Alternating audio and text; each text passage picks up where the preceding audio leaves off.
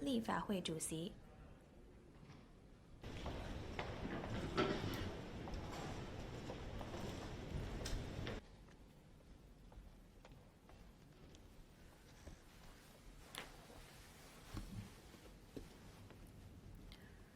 政府法案：政府制度綜合修訂條例草案。二讀。二讀。政制及政治及內地事務局局長。